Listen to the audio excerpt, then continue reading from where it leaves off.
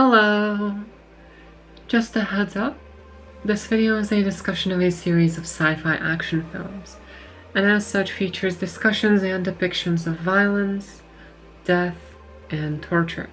On a slightly lighter note, I'm also going to be spoiling events from all of the Guardians of the Galaxy films, as well as Infinity War and Endgame. Treat that information as you will. Thank you, and let's go on with the video.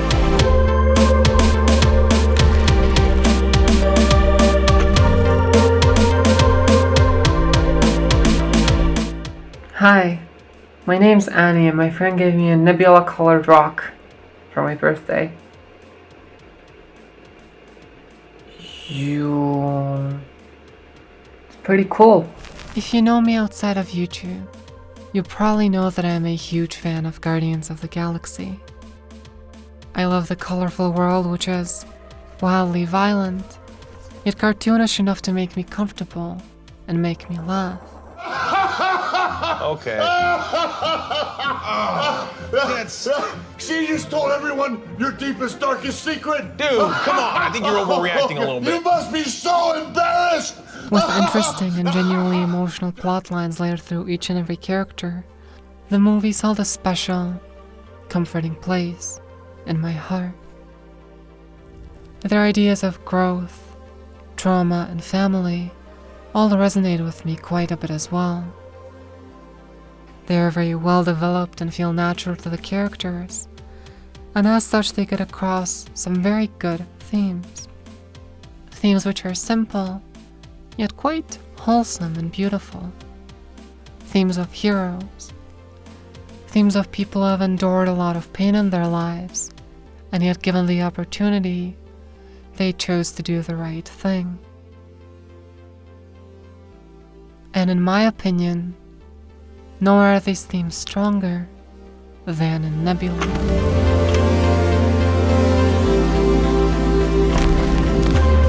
Nebula is an extremely well-written character. Her development is rarely the center of attention in any of the films she is in. Yet whenever you look closer, it's always there. And it's always compelling. Nebula isn't the type of person to overshare, or even share her emotions at all. Yet the films always find a way to get them across. Let's talk about how. Now, before we get into this section of the video, I would like to note that everything I say in this video can pretty much be taken not as my opinion, but as an objective fact about Nebula. You can take it as such because it's coming from someone who's very much so unbiased, someone who's very normal about Nebula. You like my Funko Pop? You got it from my girlfriend for Christmas, and I like it a lot. God, if I don't get to show off my figurines in a video like this, I don't know where I will. Actually, hang on. I still got Mantis. Oh, she's pink. I don't know why she's pink, but I got a Mantis. We first meet Nebula as a sidekick of Ronan the Accuser, assigned to help him on his mission by Thanos. But even though Ronan is the main villain of the film, I would argue Nebula is a much better antagonist, both better as a character and more active as a villain. Ronan is an okay villain. He simply falls a bit flat in his motivations to me, and is a little bit passive. Nebula actually does most of the dirty work in the film. She's always seen coordinating soldiers, fighting, and she even retrieves the Power Stone, nearly killing her own sister in the process. You are a disappointment, sister. Out of all our siblings, I hated you least. Nebula is pretty damn ruthless in the first Guardians of the Galaxy. At the same time, she is an intriguing character. Even though we aren't rooting for her, we are definitely looking for more. She has connections to multiple characters from the first time we see her. To Gamora, the female lead of the Guardians, and to Thanos, a character who at this point has been ominously lurking at the edges of the MCU for years. Her motivations are extremely well set up as well, from her very first scene with Thanos. And apparently, you alienated my favorite daughter, Gamora. Nebula was always the second best, which is something that will go on to define her actions for several films to come. In a later interaction with Ronan, we learn that whilst Nebula hates Thanos for what he'd done, she's terrified of disobeying him. You were going to kill my father? You dared to oppose me. You see what he has turned me into? You kill him, I will help you destroy 1,000 planets. She isn't ruled by an internal motivation, rather she's ruled by fear. This is something we as an audience have a feeling can be changed. What would she act like if she wouldn't have to be afraid? This sets her up very well for future development, as well as further expansions on her past in films like Endgame. And this future development is executed very well, as it comes across as very genuine. Nebula doesn't suddenly become a good person. After initially falling away from Ronan, she goes through a whole lot of trouble. She breaks off her arm, she's caught stealing batteries, she nearly kills her sister again, and she makes an attempt on the life of her father. At the same time, she goes through some positive development too. She stops the Ravagers from killing Yondu and Rocket. She says she does this only for a piece of the bounties on their heads, but that is pretty much the story of how the Guardians originally got together. Staying together for the money, only to find out there was something more to them. She would later go on to turn herself into a living battery to save the Guardians, trusting Yondu in that very moment. She gets called the biggest sadist in the galaxy, and yet her response is simply, That was when Daddy was paying my bills. The priestess wants to kill the fox herself. I have a theory that Nebula couldn't even kill Gamora in Guardians 2, even though she's tried. Not because she was physically unable to, but because deep inside she didn't want to. Whilst she might be inferior in combat to Gamora, she definitely could have killed her with an armed spaceship.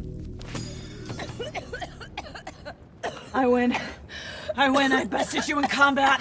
No, I saved your life. Well, you were stupid enough to let me live.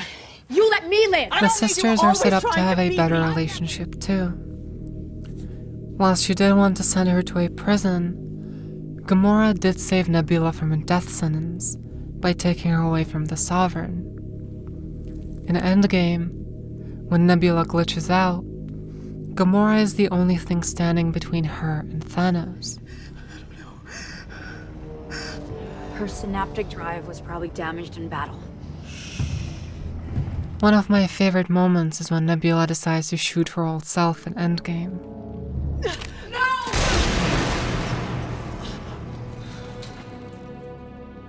It is incredibly symbolic of everything she's gone through. In the first Guardians movie, she would rather shoot her sister than to fail Thanos. Yet in Endgame, she would rather shoot her old self than to see her sister get hurt again. Whilst it seems unlikely at the start, Nebula fits in very well with the Guardians.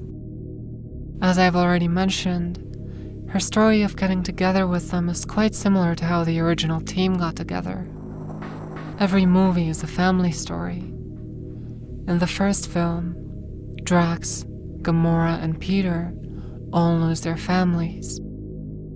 Guardians 2 is all about meeting Peter's father, and in Guardians 3 we'll learn about Rocket's family. It's not at all surprising that Nebula has gone on to become a Guardian. Her family story is right at home here, with her father being the most notorious villain in the MCU. You people have issues. Well, of course I have issues. That's my freaking father! One more brilliant moment I would like to point out is a scene from Guardians 2. You know, you'd think an evil supervillain would learn how to properly lie. Watching this before Endgame, we would have no idea that Nebula's last words to her father would actually be, "My father is many things." A liar is not one of them.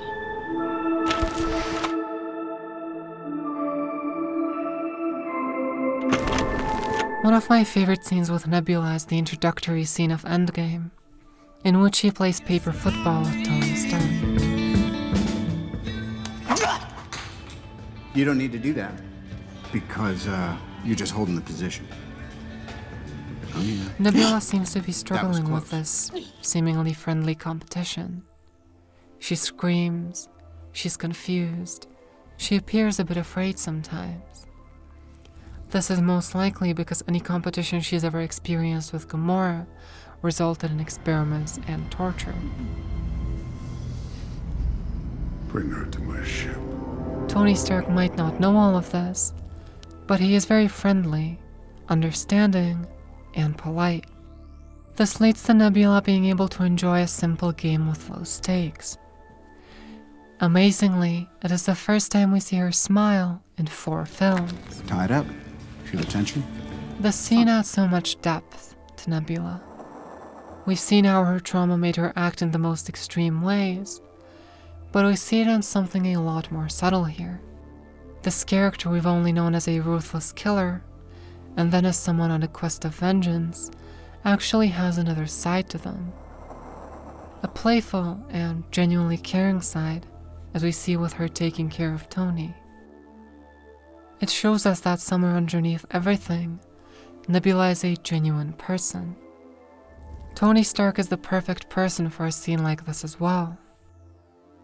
He goes through a father arc in Endgame, and whilst he doesn't have a child here yet, he does have that fatherly patience with Nebula. And you've won. Congratulations. Fair game. Good sport. The scene is Fun. brilliant. It's emotional, it adds some much needed depth for Nebula, and it's also entirely improvised. According to the actress of Nebula, Karen Gillan, her and Robert Downey Jr. completely improvised this scene. The montage of them on the ship was written down, but them playing paper football is just another thing happening. It wasn't meant to grow into anything larger. Gillan actually said she did a lot more improv in Guardians 3, which makes a lot of sense. I had a feeling that the longer Nebula resides in the MCU, the more she feels closer to what Gillan acts like in interviews and vlogs. And I see this as a good thing. She is still a character, and it shows that Nebula is able to be herself more and more throughout the movies. This is actually my favorite subtle theme with her character. In Guardians 1, Nebula is mostly a by-the-books villain. She's commanding, aggressive, and elegant, yet you can tell something is up. Whilst it's subtle, you can see the sadness in her eyes when she shoots Gamora. In Guardians 2, she still has a touch of that villain character, especially when she goes full badass shooting Yondu. She, however, reaches a breaking point in that amazing scene with Gamora. Obvious. You were the one who wanted to win, and I just wanted a sister! We see a new side to her, particularly at the funeral of Yondu. She's distant and awkward during her hug with Gamora, still clearly struggling. Gamora asks her to stay, but Nebula still struggles to see the world other than through the eyes of violence and vengeance. And for that reason, she goes after Thanos. She doesn't get too much room in Infinity War or Endgame, but in Guardians 3 she is developed further. Nebula, why would you not tell me that you've been in contact with Gamora? Because I didn't want you to get freaked out. Freaked out? Like that. She's still a flawed character. She still struggles with accepting help. Nebula! Piss off! She's still angry and overtly critical.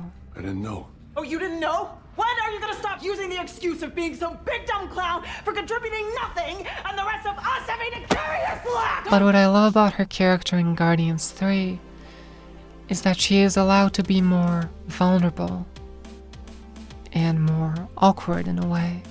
A comparison comes to mind from a scene in Guardians 2, where she's rolling her eyes at Drax and Mantis being idiots. Called a practical joke. I liked it very much. I just made it up. Give me a... Completely unaware at this time that in Guardians 3, she will go on to become that same kind of awkwardly charming comedic relief. Knock it off! What? Don't look at me like a lost puppy needing a soft place to lie down. I didn't say anything. I just never noticed how black your eyes were. In a subtle way, her emotions are more showcased in the way the film is edited as well. As she is a part of the main cast now, we are able to see more shots of her face, which show more emotion and more expression. It is even in little things like this that she is allowed to be more vulnerable throughout the trilogy. I appreciate Kieran Gillen for being able to embody all of these emotions, and embody them in a way that feels genuine. We've seen Nebula go from one of the most ruthless villains in the galaxy into a genuine hero and an Avenger. We understand why. It makes sense. This character is a cyborg alien from space, and yet we perfectly understand her emotions and motivations. And it's the performances like the one in Endgame that solidify that.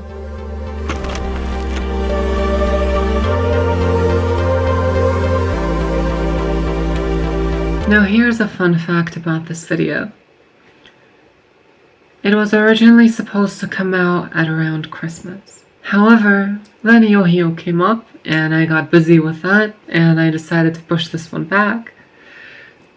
But I still hope some of y'all have a bit of festive cheer left, because we are about to talk about a very good holiday special. The Guardians of the Galaxy Holiday Special is an underrated piece of Marvel media. If you haven't checked it out yet, I highly recommend that you do. It's something James Gunn had planned since Guardians 2, and clearly really wanted to make. He described it as a Christmas gift for the Marvel fans, which perfectly encapsulates the wholesome tone of the whole thing. Pete didn't have much to love growing up, but one thing he did love was telling us all stories about you. Me? You saved a town through dancing. And once Pete saved the whole galaxy with dancing, for real. You taught him how to be a hero. And now he might just be the greatest hero alive. It's very fun. The whole story follows Mantis and Drax flying to Earth to kidnap Kevin Bacon to deliver him as a Christmas present. Whilst Mantis and Drax are the main focus of the holiday special, they're not the main focus of this video. I have mentioned that Nebula has become a little more awkward and casual since the first Guardians, and there's no better place to crank that to a maximum than in a holiday special. We see a character whom we've seen kill her own sister, celebrating Christmas. There is a huge final scene with everyone dancing to a Christmas song rendition, and whilst Nebula doesn't have all the moves down, she's certainly trying. There is something so special about seeing her trying to figure out new social situations. Her character has started in this airtight space of being a true villain, and whilst she was good at that, once she decides to take a step out of it, we find out that she doesn't really understand the world outside of that. It makes her character much more palatable, and kind of cute, honestly. There is something adorable about seeing her in these situations that someone of her age and stature should clearly understand, and yet she has no idea what is going on. And she has nothing left to do but to try her best to dance. There are two types of people in this world. Those who dance and those who do not. The Christmas special also features what could just be my favorite Nebula scene. So we can all hear it. Light up a fire and pull a chair near it. 'Cause here it is Christmas. Bucky's arm? We all want someone. For Christmas. Yes, it's seemingly a silly gag. But let's talk about what this implies for a second. We only see Rocket mention Bucky's arm once, in Infinity War. But he was supposedly so intrigued by the arm he kept bringing it up. And Nebula took note of this and cared for Rocket enough to travel to Earth and get the arm of a 100-year-old assassin as a Christmas present. Getting Bucky's arm, peacefully or otherwise, could not have been easy. In fact, as many people have said, I would love to see a movie just about this story in particular. The story of Nebula's adventures on Earth, trying to acquire Bucky's arm. I can imagine a scene where she calls up Captain America and is like, "Hey, where's Bucky?" And he's like, "Why?" And she's like, "Merry Christmas." James Gunn described the holiday special as unique because it's just about the relationships of the Guardians between each other. And this scene very well expands on the relationship between Nebula and Rocket, which is, just like a lot of Nebula's development, quiet, but there. Some ideas and entire movies fall apart the more you think about them. The friendship between Nebula and Rocket is the polar opposite. It's never the center of attention, but the more I thought about it, the more it feels incredibly natural. Both of them are cyborgs in one way or another. They both grew up in horrible conditions. And this is not explored upon much, but for the 5 years between Infinity War and Endgame, there were only two Guardians, Nebula and Rocket. Nebula actually cries when Rocket wakes up in Guardians 3, and Rocket asks about her as the first thing after waking up. Where's Nebula?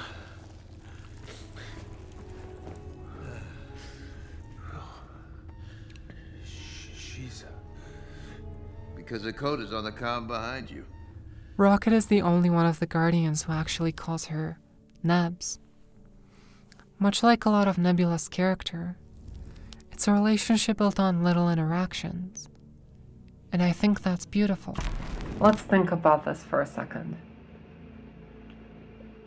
Nebula gives Rocket Bucky's arm as a Christmas gift in the holiday special, and Nebula has a new arm made by Rocket in Guardians of the Galaxy 3.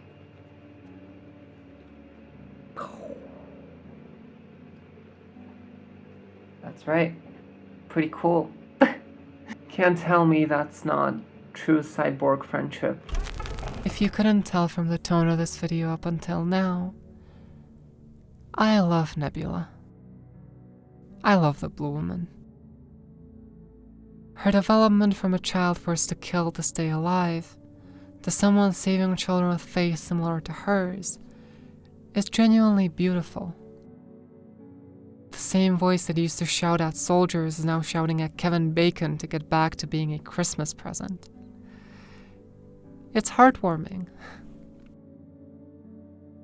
She has the journey of a true hero, enduring horrible treatment, and yet never giving up, keeping a spark inside of her that ignited majestically when given the opportunity,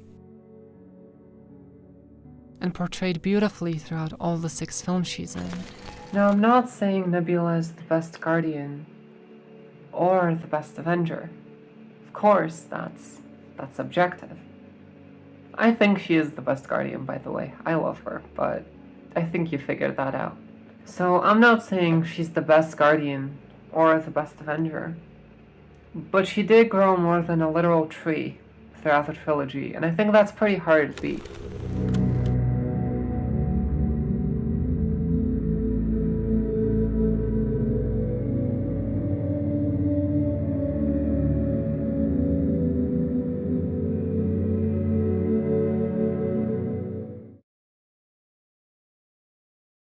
It's going to be a fun day. I have a lot of flying in a spaceship and a few things with Rocket.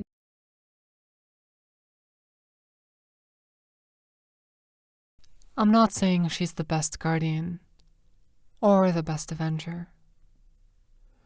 Of course, that's subjective, but she did grow more throughout the trilogy than a literal tree, and I'd say that's pretty hard to beat.